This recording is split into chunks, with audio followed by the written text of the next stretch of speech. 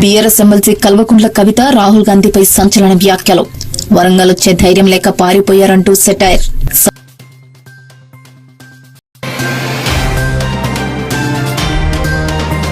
సమయపాలనపై మంత్రులు, కార్యదర్శులకు CM Chandrababu class. అధికారులు సమయపాలన పాటించకపోవడంపై ఆగ్రహం వ్యక్తం చేసిన ఏపీ సీఎం.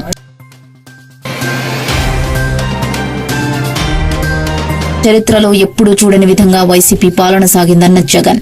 జగన్ 2.0లో ప్రతి కార్యకర్తకు అండగా ఉంటానని హామీ.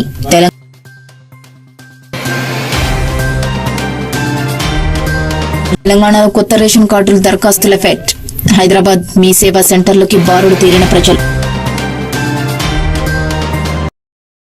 బీజేపీ ఎస్టీ మోర్చా రాష్ట్ర శాఖ బీజేపీ రాష్ట్ర అధ్యక్షుడు డాక్టర్ కళ్యాణ్ నాయక్ ఆధ్వర్యంలో వినతికి తక్షణమే స్పందించి ఈరోజు భారత పార్లమెంట్లో సద్గురు సంత్ శ్రీ సేవాలాల్ మహారాజ్ జయంతి ఫిబ్రవరి 15 నాడు అధికారికంగా నిర్వహించాలని కేంద్ర ప్రభుత్వాన్ని కోరిన పాలమూరు ఎంపీ శ్రీమతి డీకే అరుణ కియాత్ గిరిజన బంజారాల తరపున హృదయపూర్వక ధన్యవాదాలు తెలిపారు.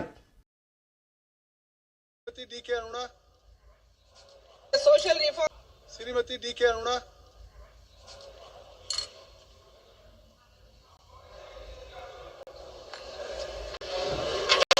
Honorable Speaker sir, thank you very much for giving me an opportunity to speak in the House today in Jiravar. I would like to bring to your kind notice regarding the need to declare and give official recognition and nationwide celebrations of Sri Sant Sri Sevalal Maharaj Jayanti on 15 February every year. The rich history of the Banjaras, including Sant Sri Sevalal Maharaj, remains unrecognized in written records. At a time of socio-economic despair with Banjaras, Sant Sri Sevalal Maharaj emerged as a guiding light, blessed by Goddess Jagadamba, who is Albert and reformer.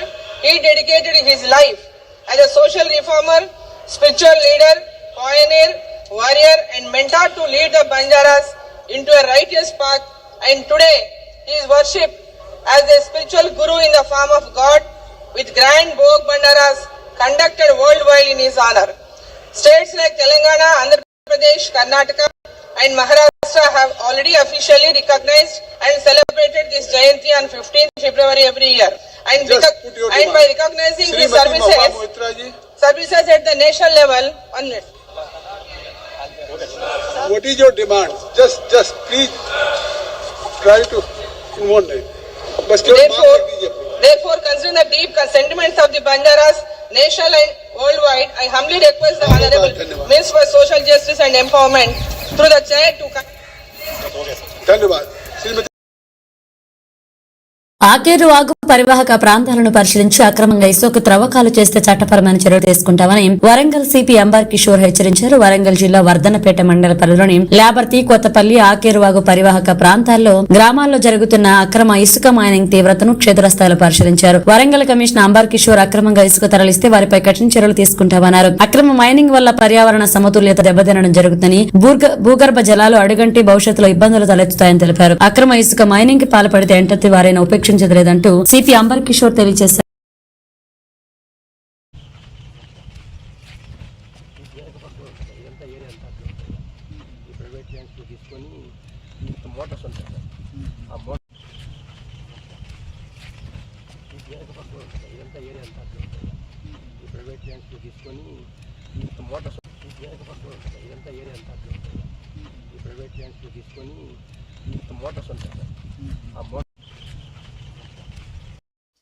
మంత్రులు, కార్యదర్శుల సమావేశంలో సమయ పాలనపై ముఖ్యమంత్రి చంద్రబాబు ఆగ్రహం వ్యక్తం చేశారు. ముఖ్యమంత్రి వచ్చినా కార్యదర్శులు, మంత్రులు నిర్ణీత సమయానికి సమావేశానికి హాజరు కాలేదు. ఫైళ్లు ఆన్లైన్ విధానంలోకి వచ్చాక క్లియరెన్స్ కు ఎక్కువ సమయం పట్టకూడదు. అర్ధేతర ఫైళ్లు వెంటనే క్లియర్ చేయాలి. ఈ నెలాఖరుకు ఎవరి దగ్గర ఫైళ్లు పెండింగ్ ఉండకూడదు అని అధికారులకు పలు సూచనలు చేశారు. ₹1 మినిమం ఉంటుంది. మళ్ళీ ఆ బెనిఫిట్ చుట్టూ అది ఇన్వెషన్. ఈ నీళ్లు తీసేపోయి పంటలు పండుంటే పంటల్లో వచ్చే ఆదాయం అదనం. అది ఒకసారి జిఎస్టిపి పెరిగిన తర్వాత ఆ జిఎస్టిపి పైన మళ్ళీ ఆదాయం వస్తుంది, వెల్త్ వస్తుంది, డబ్బులు వస్తాయి. ఇట్ ఇదే ఒక మూమెంట్. ప్రతి ఒక్క సమస్యని యాజ్ ఇట్ ఈజ్ మీరు ఆలోచిస్తే రొటీన్ సమాధానం వస్తుంది. అట్లా కాకుండా ఇన్నోవేటివ్గా ఆలోచించే పరిస్థితి రావాలి. ఇలాంటి సమావేశంలో మళ్ళీ మనందరం కలిసి కలెక్టివ్గా మేధోమథనం చేస్తే చాలా వరకు న్యూ ఐడియాస్ కూడా వస్తాయి. 7 నెలలు ప్రతి ఒక్క సమస్యని యాజ్ ఇట్ ఈజ్ మీరు ఆలోచిస్తే రొటీన్ సమాధానం వస్తుంది. అట్లా కాకుండా ఇన్నోవేటివ్గా ఆలోచించే పరిస్థితి రావాలి. ఇలాంటి సమావేశంలో మళ్ళీ మనందరం కలిసి కలెక్టివ్గా మేధోమథనం చేస్తే చాలా వరకు న్యూ ఐడియాస్ కూడా వస్తాయి. అందరిలో కూడా అనునిత్యం లెర్నింగ్ అనేది జీవితాంతం నేర్చుకోవాల్సిన అవసరం ఉంది. మాకు తెలుసు అని అహం ఉంటే అక్కడి నుంచి మనందరం కూడా డిటరేషన్ స్టార్ట్ అవుతుంది. కాబట్టి ఈ విషయం కూడా మీరు గుర్తుపెట్టుకోవాల్సిన అవసరం ఉంది. అందుకని ఇక్కడ మీరు చూసినప్పుడు కెపాసిటీ బిల్డింగ్ కోసం కర్మయోగితో కూడా ఒప్పందం పెట్టాం. ట్రైనింగ్ కూడా మాడ్యూల్స్ తయారు చేశారు. మంత్రులు కానీ సెక్రటరీస్ కానీ మీ డిపార్ట్మెంట్ కానీ పర్ఫార్మెన్స్ అప్రైజల్ రావాలంటే కరెక్ట్గా రావాలంటే డౌన్ బిలో ఉండే మెకానిజాన్ని మొత్తం మీ మెషినరీ అంతా కూడా గ్యారప్ చేయాల్సిన బాధ్యత ఉంది. దానికి కర్మయోగి ట్రైనింగ్ ఇన్స్టిట్యూట్ ఉపయోగపడుతుంది. మనం కూడా దాన్ని రీఎన్ఫోర్స్ చేయడానికి ఏ విధంగా చేస్తున్నాం. ఫైల్డ్ క్లియరెన్స్ పైన కూడా గవర్నమెంట్లో ఈరోజు ఆన్లైన్ ఫైల్స్ ఉన్నప్పుడు కొంతమంది వ్యక్తులు కానీ సెక్రటరీలు కానీ ఇండెఫినెట్ టైం 1 year 6 months తీసుకునే పరిస్థితి వస్తుంది. 3 months అట్లా 7 నెలలు. ఇసుక లబ్ధిని సమీక్షించేందుకు ప్రభుత్వ ప్రధాన కార్యదర్శి శాంతికుమారి మంగళవారం తెలంగాణ సచివాలయంలో మైనింగ్ ఇసుక అధికారులతో సమావేశమయ్యారు. అనంతరం భూపాలపల్లి, ములుగు, భద్రాద్రి కొత్తగూడెం, పెద్దపల్లి, మంచిర్యాల, కరీంనగర్ జిల్లాల కలెక్టర్లతో సిఎస్ టెలికాన్ఫరెన్స్ నిర్వహించారు. నిర్మాణంలో ఉన్న ఇళ్లకు సరిపడా ఇసుక అందుబాటులో ఉండేలా కార్యాచరణ ప్రణాళిక రూపొందించాలని ఆమె కలెక్టర్లను ఆదేశించారు.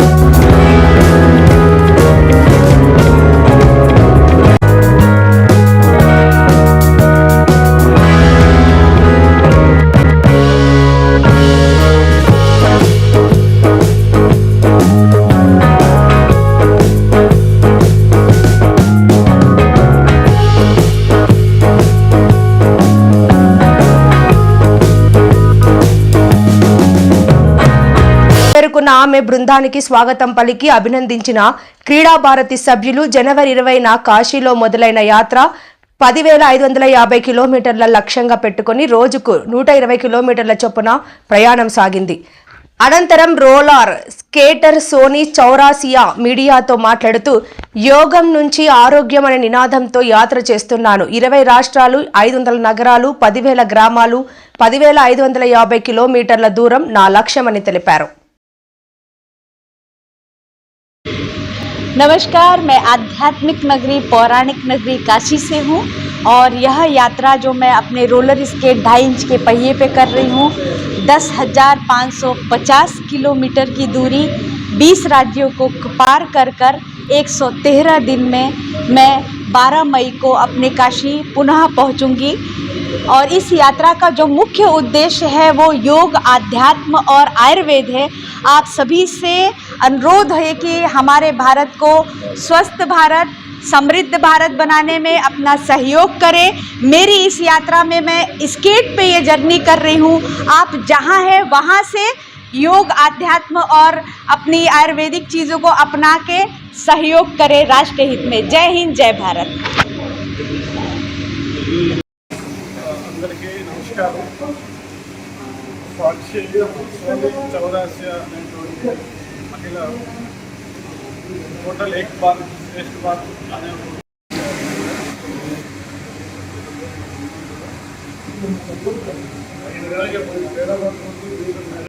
ఎన్ని శుభం కలగాలి, యాత్ర విజయంగా ముందుకెళ్లాలనే ఉద్దేశంతో మనందరం కూడా వెళ్ళి ఆచరిస్తాం. అదేవిధంగా కాశీ నుంచి ఒక 9 రాష్ట్రాలు, అదేవిధంగా అక్కడ తెలంగాణ, మధ్యప్రదేశ్, గుజరాత్,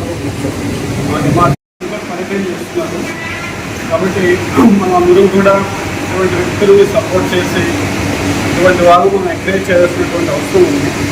కాబట్టి అందరూ చేయడం జరుగుతుంది. అందరూ కూడా సపోర్ట్ చేసి యాత్ర ముందుకు తీసుకెళ్ళాలని కాశీ విశ్వనాథులు కూడా కొద్దిగా శక్తి ఇవ్వాలని మనం అందరూ ఆశీర్వదిస్తాం.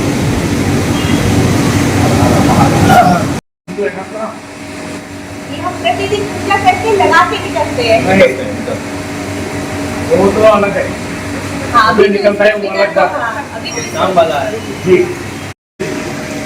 ये मैंने 126 घंटे 5 दिन 5 रात बिना सोए क्लासिकल डांस किया। मेरा कला और पिटा दोनों। भारत माता की जय। वंदे मातरम। वंदे मातरम। वंदे मातरम।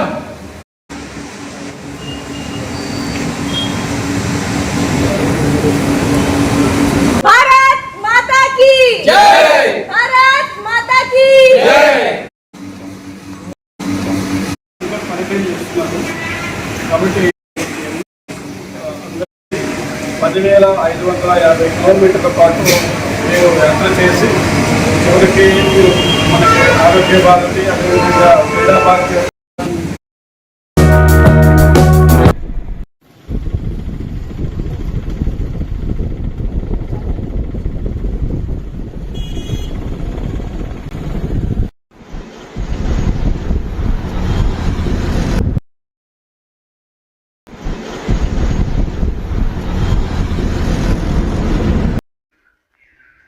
మండపేట నియోజకవర్గంలో కూటమి బాధితుల సమస్యలను న్యాయపరమైన సమస్యలను తాను పరిష్కరిస్తానని వైసీపీ లీగల్ సెల్ చైర్మన్ గా నియమితులైన టీవీ గోవిందరావు తెలిపారు. మంగళవారం ఆయన పార్టీ కార్యాలయంలో మీడియాతో మాట్లాడారు. 3వ పర్యాయం తనను లీగల్ సెల్ చైర్మన్ గా ఎంపిక చేసిన శాసన మండలి సభ్యులు తోట త్రిమూర్తులకు తన కృతజ్ఞతలు తెలిపారు.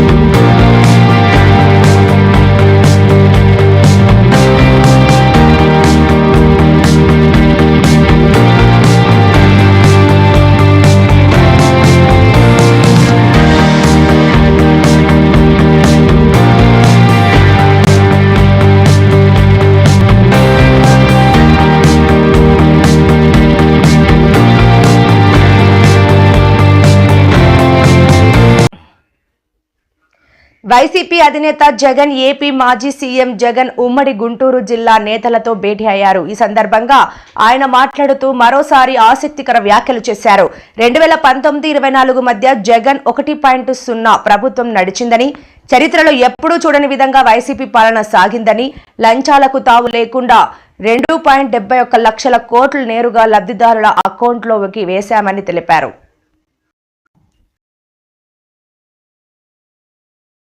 అబద్ధాలు చెప్పలేకపోయాడు కాబట్టి అధికారానికి మనం దూరం అయ్యాం.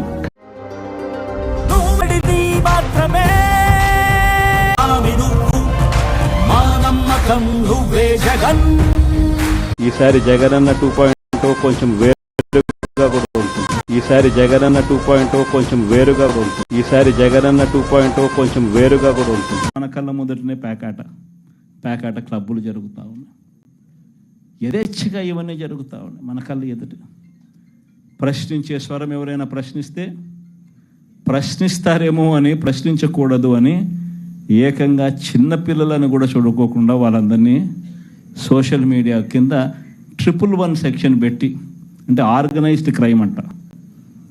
సోషల్ మీడియాలలో నువ్వు చేసే తప్పును ప్రశ్నిస్తే ఎందుకయ్యా సూపర్ 6 ఇవ్వడం లేదు, ఎందుకయ్యా సూపర్ 7 ఇవ్వడం లేదు అని చెప్పి ప్రశ్నిస్తే ఆర్గనైజ్డ్ క్రైమ్ అట. టెర్రరిస్టులకు పెట్టే క్రైమ్ ఆర్గనైజ్డ్ క్రైమ్ అని పోస్టింగ్ను పెట్టిన వాళ్ళను, చిన్నపిల్లలను కూడా చూడుకోకుండా వాళ్ళందరినీ జైళ్ళలో పెట్టి 40 రోజులు, 30 రోజులు, 50 రోజులు రకరకాల స్టేషన్ల చుట్టూ తిప్పి, రకరకాల జిల్లాలన్నీ తిప్పి వాళ్ళందరినీ కూడా ఇబ్బందులు పాలు చేసే కార్యక్రమం జరుగుతూ ఉంది. కానీ ఒకటి చంద్రబాబు నాయుడు మర్చిపోతూ ఉన్నాడు. ఎప్పుడైనా కూడా మంచి పేరు తెచ్చుకొని ప్రజల్లో పాలన సాగిస్తే ప్రజలు మళ్ళీ ఎన్నుకుంటారు. కానీ ఈ మాదిరిగా పదవిని దుర్వినియోగం చేసి ఈ మాదిరిగా చేయడం మొదలు పెడితే ఇదే చంద్రబాబు నాయుడు గారికి వైఎస్ఆర్ కాంగ్రెస్ పార్టీకి చెందిన ప్రతి కార్యకర్త తరపున చెప్తా ఉన్నా, నెక్స్ట్ వచ్చేది వైఎస్ఆర్సీపీ 2, జగన్ 2 పాలన వస్తుంది. నెక్స్ట్ వచ్చేది వైఎస్ఆర్సీపీ 2, జగన్ 2 పాలన వస్తుంది. ఎవడెవడైతే ఈ మాదిరిగా చేశాడో ఎవడిని వదిలిపెట్టమని చెప్పి సందర్భంగా కూడా ఖచ్చితంగా చెప్తాను. వీరందరినీ కూడా చట్టం ముందర గట్టిగా నిలబెడతాం. ఆ కోవిడ్ వచ్చేసరికి ఆ తర్వాత 2.5 సంవత్సరం కోవిడ్కి సంబంధించిన విశాఖ టాస్క్ పోలీసులు విశాఖ గాజువాకలో ఓ ఇంట్లో సోదా నిర్వహించగా ఒడిశా నుండి విశాఖ ప్రాంతానికి గంజాయి రవాణా చేస్తున్న సమాచారం మేరకు టాస్క్ ఫోర్స్ పోలీసులు విశాఖ నగర పోలీస్ కమిషనర్ ఆదేశాల మేరకు దాడులు నిర్వహించారు. క్రమంలో 8 మందిని అరెస్టు చేసి వారి వద్ద నుండి 184 కేజీలు గంజాయి స్వాధీనం చేసుకుని వారిని అరెస్టు చేశామని crime DCP Mary Prashanti Visakha నగర పోలీస్ కాన్ఫరెన్స్ హాల్లో మంగళవారం సాయంత్రం నిర్వహించిన మీడియా సమావేశంలో మీడియాకు వివరాలు తెలిపారు. అయితే వీరిలో 8 మంది ఒరిస్సా నుండి గంజాయి రవాణా చేస్తున్నారని అన్నారు. నగరంలో ఎవరైనా గంజాయి రవాణా చేసిన వారిపై చర్యలు తీసుకుని రౌడీ షీట్ ఓపెన్ చేస్తామని ఈ సందర్భంగా అన్నారు. న్యాయవాదుల రోడ్డు భద్రత మంగళవారం అవగాహన ర్యాలీ కార్యక్రమం విశాఖ జడ్జి కోర్టు ప్రధాన గేటు నుండి చౌట్రీ జంక్షన్ వరకు కొనసాగింది. ఈ కార్యక్రమం విశాఖ సేఫ్టీ కౌన్సిల్ మరియు రోటరీ క్లబ్ ఆధ్వర్యంలో ది విశాఖపట్నం బార్ అసోసియేషన్ నేతృత్వంలో నేషనల్ రోడ్ సేఫ్టీ నేతృత్వంలో జరిగిన కార్యక్రమానికి గాను విశాఖ నగర పోలీస్ కమిషనర్ డాక్టర్ సంకబ్రత బాగ్చి హాజరై ర్యాలీని ప్రారంభించారు. కార్యక్రమానికి ముందుగా రవాణా శాఖ అధికారులు మరియు పోలీసు అధికారులు న్యాయవాదులు ప్రతిజ్ఞ చేసి ర్యాలీగా వెళ్లారు. ఈ సందర్భంగా పోలీస్ కమిషనర్ మాట్లాడుతూ ప్రతి ఏటా రోడ్డు ప్రమాదాలలో ట్రాఫిక్ నిబంధనలు పాటించకుండా చనిపోతున్నారని అదేవిధంగా త్వరలో అసైన్డ్ ఆటోమేటిక్ చలానా విధానాన్ని త్వరలో ఆన్లైన్ ఆటోమేటిక్ చలానా విధానాన్ని ప్రవేశపెడుతున్నామన్నారు. ఈ కార్యక్రమంలో పలువురు రవాణా శాఖ అధికారులు, న్యాయవాదులు, పోలీస్ సిబ్బంది, ఆటో డ్రైవర్లు పాల్గొన్నారు. కంపెనీతో డిస్కస్ చేశాము. 9 కంపెనీస్ ముందుకు వచ్చి వాళ్ళు డిపిఆర్ ఇస్తున్నారండి. ఆ డిపిఆర్స్ స్టడీ చేసి త్వరలో AI driven traffic management system మన ఊళ్ళో స్టార్ట్ చేయబోతున్నాం. ఆటోమేటిక్ ఈ చలనింగ్ జరుగుతుంది. ఆ సిస్టమ్ స్టార్ట్ అయిన తర్వాత దానివల్ల